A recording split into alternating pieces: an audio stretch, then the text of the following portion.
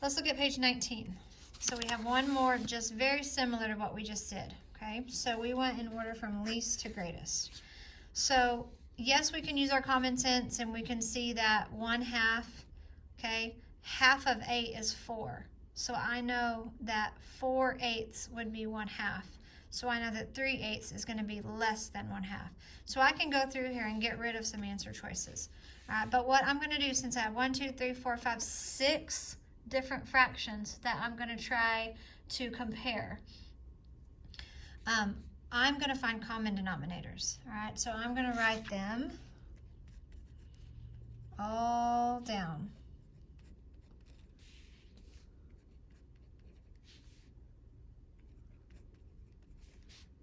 And I'm going to do this quickly, okay? So if you need to pause it, pause it. So when I'm looking at all my denominators, I see that 32 is the largest one. So I want to start saying, will 2 go into 32 evenly? Yes. Yes, 8 times 4 is 32. 16 times 2 is 32.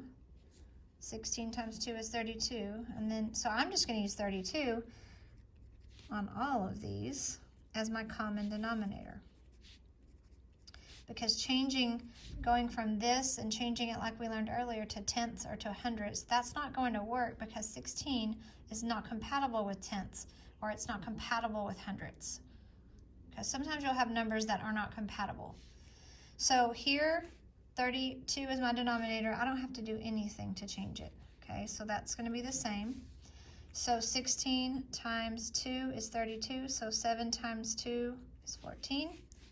16 times 2 is 32, 5 times 2 is 10, 8 times 2 is 32, 8 times 4 is 32, and 3 times 4 is 12, and 2 times 16 is 32, so 1 times 16 would be 16. So now we're going to look at these new equivalent fractions that have the 32 as a denominator. And we're going to put them in order from least to greatest.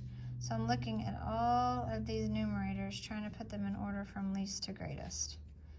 So we have 9 here, then we have 10, then 12, then 14, then 15, then 16. So 30 seconds has to be first. So that means B and D are out. 10 30 seconds, or 5/16 has to be second, and it's not here. So that means A is going to be correct, and let's just double check. 3/8. In the 4th spot, we have 7/16. The 5th spot, we have 15 30-seconds. In the 6th spot, we have 1/2. All right, so let's look at here. It says the workers at the jewelry shop made 100 necklaces every week. The table shows how many necklaces each worker made. Which list shows the amount of necklaces made in order from greatest to least? So we're going to go greatest to least. All right, so several ways that we can do this. We can go ahead and figure out, since these are already in decimals, and this has an extra 0, so I'm going to put an extra 0 on this and make them all look like money. So if I take 2/20ths, and I did what I first learned and made it equal to 100, okay, that's times 5, so 2 times 5 is 10, so that's 10 hundredths. I'm going to write that as a decimal, 10 hundredths. This 1/5, if I haven't memorized it yet, we can make it equal to tenths or hundredths, doesn't matter.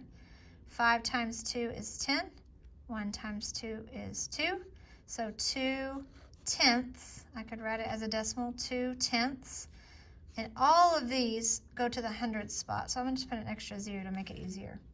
So then we want greatest to least, so Mark is going to be our greatest, then we're going to go to Sam, then we're going to go to Eliza, then we're going to go to Jane.